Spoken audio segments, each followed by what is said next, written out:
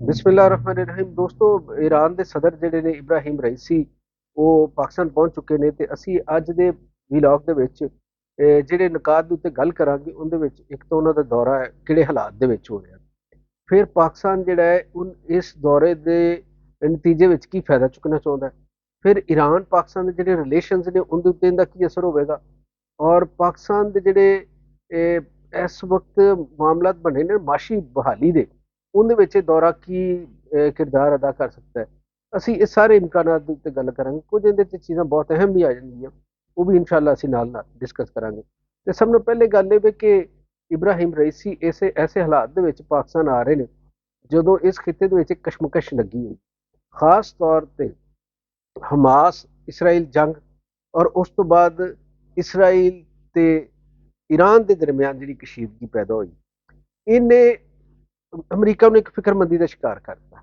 America ਨੂੰ ਇਹ ਲੱਗਾ ਹੈ ਕਿ ਪਹਿਲੇ ਜਿਹੜੇ ਅਰਬ ਮੁਲਕ ਸਨ ਜਿਨ੍ਹਾਂ ਨਾਲ ਇਸਰਾਈਲ ਦਾ ਫੱਡਾ ਰਹਿੰਦਾ ਸੀ, ਉਹ ਵਾਲੇ ਮੁਲਕ ਕਿਸੇ ਨਾ ਕਿਸੇ ਸ਼ਕਲ ਦੇ ਵਿੱਚ ਅਮਰੀਕਾ ਦੇ ਕੰਟਰੋਲ 'ਚ ਸਨ।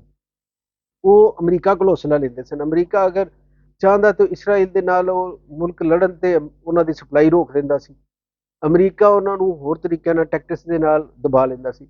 ਈਰਾਨ ਦਾ ਮਸਲਾ ਇਸ ਵਕਤ ਇਹ ਵੇ ਕਿ ਈਰਾਨ ਨਾ ਤਾਂ ਅਮਰੀਕਾ ਕੋਲੋਂ ਅਸਲਾ ਲੈ ਰਿਹਾ, ਨਾ ਹੀ ਉਹ ਹੋਰ ਮਾਮਲਾਤ ਦੇ ਵਿੱਚ ਉਹਦਾ ਮੁਹਤਾਜ।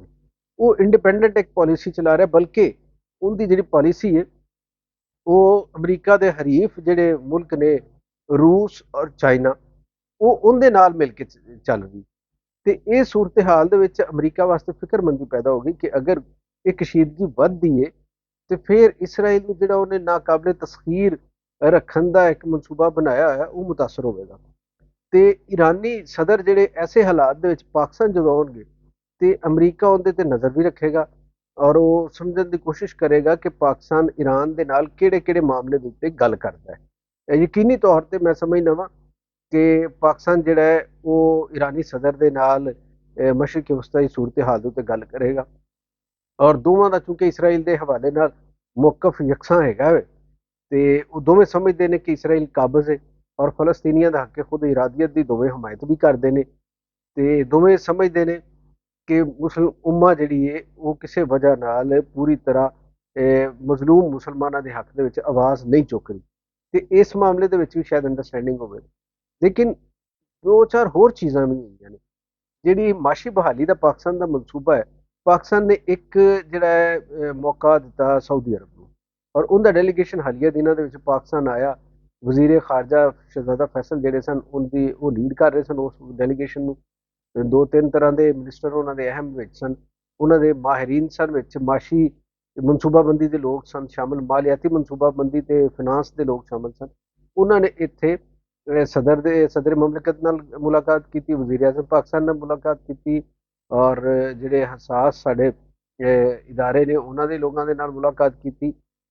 ਫਿਰ ਉਹਨਾਂ ਨੇ ਸਪੈਸ਼ਲ ਇਨਵੈਸਟਮੈਂਟ ਜਿਹੜੀ ਫੈਸਿਲੀਟੇਸ਼ਨ ਕੌਂਸਲ ਹੈ ਜਿਹੜੀ ਬੁਨਿਆਦੀ ਇੱਕ ਰੋਲ ਅਦਾ ਕਰ ਰਹੀ ਹੈ ਔਰ ਜਿਹਦੇ ਵਿੱਚ ਆਰਮੀ ਚੀਫ ਵੀ ਮੌਜੂਦ ਹੈ, ਉਸ ਕੌਂਸਲ ਦੇ ਨਾਲ ਇੱਕ ਡਿਟੇਲ ਗੱਲਬਾਤ ਕੀਤੀ ਔਰ ਪਾਕਿਸਤਾਨ ਦੇ ਵਿੱਚ ਸਰਮਾਇਆਕਾਰੀ ਦੇ ਮਾਹੌਲ ਦੇ ਉੱਤੇ ਜਿਹੜਾ ਉਹਨਾਂ ਨੇ ਇਮਕਾਨਾਤ ਵੇਖੇ। ਅੱਛਾ, ਇਹ ਜਾਣ ਤੋਂ ਬਾਅਦ ਅਸੀਂ ਸੁਣਿਆ ਵੀ ਕਿ ਸਾਊਦੀ ਅਰਬ ਐਗਰੀ ਹੋਇਆ ਕੁਝ ਅਰਬ ਡਾਲਰ ਦੀ ਇੱਥੇ ਇਨਵੈਸਟਮੈਂਟ ਦੇ ਉੱਤੇ। ਉਹਨੇ ਕਿਹਾ ਕਿ ਮੈਂ ਤਵਾਨਾਈ ਦੇ ਵਿੱਚ ਕਰਾਂਗਾ, ਐਗਰੀਕਲਚਰ ਦੇ ਵਿੱਚ ਕਰਾਂਗਾ, IT ਦੀ ਇੰਡਸਟਰੀ ਦੇ ਵਿੱਚ ਕਰਾਂਗਾ। ਇਸ ਤਰ੍ਹਾਂ ਕਰਕੇ ਕੋਈ ਆਈ ਪਲੈਨਿੰਗ ਸਾਡੇ ਕੋਲ। ਲੇਕਿਨ ਉਹ ਹਾਲੇ ਜੇ ਪਾਕਿਸਤਾਨ ਦੀ ਤੋਕੋ ਸ਼ਾਇਦ ਹੈਗੀ ਸੀ ਕਿ ਫੌਰੀ ਤੌਰ ਤੇ ਕੋਈ ਨਤੀਜਾ ਨਿਕਲਦਾ ਤੇ ਉਹ ਪ੍ਰੋਸੈਸ ਦੇ ਵਿੱਚ ਚੀਜ਼ਾਂ, ਜਦਕਿ ਮੇਨਵਾਈਲ ਪਾਕਿਸਤਾਨ ਮਾਸ਼ੀ ਬਹਾਲੀ ਵਾਸਤੇ ਸਾਨੂੰ ਚੂੰਕਿ ਪੈਕੇਜ ਵੱਡਾ ਚਾਹੀਦਾ ਹੈ। ਅਸੀਂ ਇੱਕ ਪਾਸੇ ਤਾਂ ਚਾਹੁੰਦੇ ਕਿ ਸਾਊਦੀ ਜਿੰਨੇ ਇਮਕਾਨਾਤ ਹੈਗੇ ਨੇ ਉਹ ਸਾਰਿਆਂ ਨੂੰ ਅਸੀਂ ਯੂਜ਼ ਕਰਨਾ ਚਾਹ ਰਹੇ ਤੇ ਇੱਕ ਤਾਂ ਅਸੀਂ ਸਾਊਦੀ ਅਰਬ ਦਾ ਇਮਕਾਨ ਜਿਹੜਾ ਉਹਨੂੰ ਦੇਖਿਆ, ਸਾਨੂੰ ਉੱਥੋਂ ਪੋਜ਼ਿਟਿਵ ਰਿਸਪਾਂਸ ਆਇਆ। ਫਿਰ ਅਸੀਂ IMF ਦੇ ਨਾਲ ਰਾਬਤਾ ਕੀਤਾ ਔਰ IMF ਨੇ ਚੰਦ ਦਿਨ ਪਹਿਲੇ ਹੀ 7 ਤੋਂ 8 ਅਰਬ ਡਾਲਰ ਦੀ ਜਿਹੜੀ ਸਾਡੀ ਪੈਕੇਜ ਬੇਲ ਆਊਟ ਪੈਕੇਜ ਦੀ ਨਵੀਂ ਦਰਖਾਸਤ ਹੈ ਉਹ ਮਨਜ਼ੂਰ ਕਰ ਲਈ। ਹੁਣ ਉਹਦੇ ਉੱਤੇ ਅਗਲਾ ਪ੍ਰੋਸੈਸ ਹੋਏਗਾ, ਨੈਗੋਸੀਏਸ਼ਨਸ ਹੋਣਗੀਆਂ, ਉਹ ਸਾਡੇ ਕੋਲ ਪਲਾਨ ਮੰਗਣਗੇ ਕਿ ਤੁਸੀਂ ਵਾਪਸ ਕਿਵੇਂ ਕਰੋਗੇ ਵਗੈਰਾ ਵਗੈਰਾ ਸਾਰੀਆਂ ਚੀਜ਼ਾਂ ਹੋਣਗੀਆਂ। ਲੇਕਿਨ ਪ੍ਰਿੰਸੀਪਲੀ ਉਹਨਾਂ ਨੇ ਸਾਡੀ ਉਹ ਐਪਲੀਕੇਸ਼ਨ ਜਿਹੜੀ ਹੈ ਉਹ ਮਨਜ਼ੂਰ ਕਰ ਲਈ। ਤੇ ਤੀਸਰਾ ਇਮਕਾਨ ਜਿਹੜਾ ਅਸੀਂ ਲੱਭਣ ਦੀ ਕੋਸ਼ਿਸ਼ ਕਰਨ ਦੇ ਉਹ ਈਰਾਨ ਦੇ ਜ਼ਰੀਏ। ਈਰਾਨ ਵਾਲਾ ਜਿਹੜਾ ਇਮਕਾਨ ਹੈਗਾ ਵੇ ਇਹ ਪਾਕਿਸਤਾਨ ਨੇ ਬਹੁਤ ਘੱਟ ਇਹਦੇ ਤੋਂ ਫਾਇਦਾ ਚੁੱਕਣ ਦੀ ਕੋਸ਼ਿਸ਼ ਕੀਤੀ ਹਮੇਸ਼ਾ। ਪਾਕਿਸਤਾਨ ਨੇ ਇੱਕ ਤਾਂ ਜਿਹੜੀਆਂ ਮਾਲੀਆਤੀ ਔਰ ਤਜਾਰਤੀ ਪਾਬੰਦੀਆਂ ਸਨ ਈਰਾਨ ਦੇ ਉੱਤੇ ਪਿਛਲੇ ਕੁਝ ਅਰਸੇ ਤੇ ਅਮਰੀਕਾ ਨੇ ਲਾਈਆਂ, ਉਹਦੀ ਵਜ੍ਹਾ ਨਾਲ ਵੀ ਸਾਡੀ ਤਜਾਰਤ ਨਹੀਂ ਸੀ ਹੋ ਰਹੀ। ਔਰ ਸਾਡੀ ਅਗਰਚੇ ਬਹੁਤ ਸ਼ਦੀਦ ਜ਼ਰੂਰਤ ਹੈ ਉੱਥੋਂ ਗੈਸ ਲੈਣਾ। ਅਗਰ ਈਰਾਨ ਤੋਂ ਗੈਸ ਆਉਂਦੀ ਤਾਂ ਸਸਤੀ ਆਏਗੀ, ਔਰ ਸਾਡੀ ਇੱਥੇ ਜਿਹੜੀ ਇੰਡਸਟਰੀ ਦੇ ਵਿੱਚ ਬਿਜਲੀ ਪੈਦਾ ਕਰਨ 'ਚ ਗੈਸ ਇਸਤੇਮਾਲ ਹੁੰਦੀ ਉਹ ਸਸਤੀ ਹੋ ਜਾਏਗੀ। ਉਹਦੀ ਲਾਗਤ ਚੀਜ਼ਾਂ ਦੀ, ਸਾਡੀਆਂ ਚੀਜ਼ਾਂ ਦੀ ਕੀਮਤਾਂ ਘੱਟ ਹੋ ਜਾਣਗੀਆਂ। ਬੈਨ ਅਲ-ਅਕਾਮੀ ਮਾਰਕੀਟ 'ਚ ਜਿਹੜੀ ਅਸੀਂ 100 ਰੁਪਏ ਦੀ ਚੀਜ਼ ਵੇਚਣ ਦੇ ਉਹ 50 ਰੁਪਏ ਦੀ, 75 ਰੁਪਏ ਦੀ ਜਾਏਗੀ। ਤੇ ਜਿਹੜੀਆਂ ਇੰਡੀਆ ਜਾਂ ਬਾਕੀ ਮੁਲਕ ਉਹੀ ਚੀਜ਼ ਘੱਲਣ ਰਹੇ ਨੇ, ਅਸੀਂ ਉਹਦਾ ਮੁਕਾਬਲਾ ਕਰ ਸਕਾਂਗੇ। ਤੇ ਸਾਡੀ ਇਸ ਤਰ੍ਹਾਂ ਇੱਥੋਂ ਆਰਡਰ ਜ਼ਿਆਦਾ ਆਉਣਗੇ ਸਾਨੂੰ। ਤੇ ਇੱਕ ਤਾਂ ਇਹ ਇਮਕਾਨ ਹੈਗਾ ਸੀ, ਔਰ ਇਹ ਕੰਮ ਰੁਕਿਆ ਹੋਇਆ। ਪਾਕਿਸਤਾਨ ਨੇ ਰਿਕੁਐਸਟ ਵੀ ਕੀਤੀ ਹੈ, ਔਰ ਇਹ ਅਮਰੀਕਾ ਨਾਲ ਗੱਲਬਾਤ ਤੇ ਪਿਛਲੇ ਦਿਨਾਂ 'ਚ ਅਮਰੀਕੀ ਤਰਜਮਾਨ ਨੇ ਪਾਕਿਸਤਾਨ ਨੂੰ ਕਿਹਾ ਕਿ ਜਨਾਬ ਤੁਸੀਂ ਇਸ ਮਾਮਲੇ ਤੋਂ ਤਾਂ ਬਾਜ਼ ਰਹੋ, ਕਿਉਂਕਿ ਅਗਰ ਤੁਸੀਂ ਇਹ ਗੈਸ ਲਾਈਨ ਦੀ ਪ੍ਰੋਜੈਕਟ ਨੂੰ ਅੱਗੇ ਵਧਾਇਆ ਤੇ ਤੁਸੀਂ ਪਾਬੰਦੀਆਂ ਇਸ 'ਚ ਆ ਸਕਦੇ। ਅੱਛਾ, ਉਹ ਪਾਬੰਦੀਆਂ ਤਾਂ ਹਾਲੇ ਉਦੋਂ ਹੋਣੀਆਂ ਸੀ ਨਾ ਜਦੋਂ ਅਸੀਂ ਗੈਸ ਲੈਂਦੇ।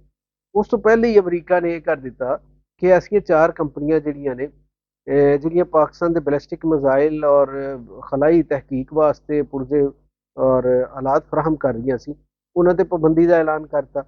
ਅੱਛਾ, ਈਰਾਨੀ ਸਦਰ ਦੇ ਦੌਰੇ ਦੇ ਐਨ ਪਹਿਲੇ ਜਦੋਂ ਇਹ ਕੀਤਾ ਗਿਆ ਤੇ ਇਹਨੂੰ ਪਾਕਿਸਤਾਨ ਦੇ ਵਿੱਚ ਸਮਝਿਆ ਗਿਆ ਕਿ ਅਮਰੀਕਾ ਪਾਕਿਸਤਾਨ ਦੇ ਉੱਤੇ ਕੁਝ ਇਹ ਦਬਾਅ ਵਧਾਉਣਾ ਚਾਹੁੰਦਾ ਹੈ, ਔਰ ਈਰਾਨੀ ਸਦਰ ਦਾ ਜਿਹੜਾ ਦੌਰਾ ਇਹਨੂੰ ਸਬੋਤਾਜ ਕਰਨਾ ਚਾਹ ਰਿਹਾ, ਔਰ ਉਹ ਚਾਹੁੰਦਾ ਹੈ ਕਿ ਪਾਕਿਸਤਾਨ ਮਜਬੂਰ ਹੋ ਕੇ ਸਾਰੇ ਬਾਕੀ ਕਨੈਕਸ਼ਨ ਖਤਮ ਕਰਕੇ ਫਿਰ ਅਮਰੀਕਾ ਦੇ ਦਸਤੇ ਨਗਰ ਅਮਰੀਕਾ ਦੇ ਹੀ ਹੋ ਜਾਂਦੇ। ਅੱਛਾ, ਜੇ ਇੱਕ ਹੋਰ ਅਸੀਂ ਜਿਹੜਾ ਪੁਆਇੰਟ ਡਿਸਕਸ ਕਰ ਰਹੇ ਉਹ ਇਹ ਵੇ ਕਿ ਈਰਾਨ ਜਿਹੜਾ ਹੈ ਉਹਦੀ ਕੁੱਲ GDP ਉਹ ਸਿਰਫ 45 ਕਰੋੜ ਡਾਲਰ ਹੈ, ਜਦਕਿ ਪਾਕਿਸਤਾਨ ਦਾ ਉਹਦੇ ਮੁਕਾਬਲੇ ਦੇ ਵਿੱਚ ਕਈ ਅਰਬ ਡਾਲਰ ਦੀ GDP ਹੈਗੀ। ਪਾਕਿਸਤਾਨ ਇਸ ਮਾਮਲੇ 'ਚ ਵੱਡੀ ਮਈਸ਼ਤ ਹੈਗੀ, ਲੇਕਿਨ ਪਾਕਿਸਤਾਨ ਨੂੰ ਆਪਣੀ ਮਈਸ਼ਤ ਚਲਾਉਣ ਵਾਸਤੇ ਜਿਹੜੀ ਜ਼ਰੂਰਤ ਹੈ ਉਹ ਈਰਾਨ ਪੂਰੀ ਕਰ ਸਕਦਾ।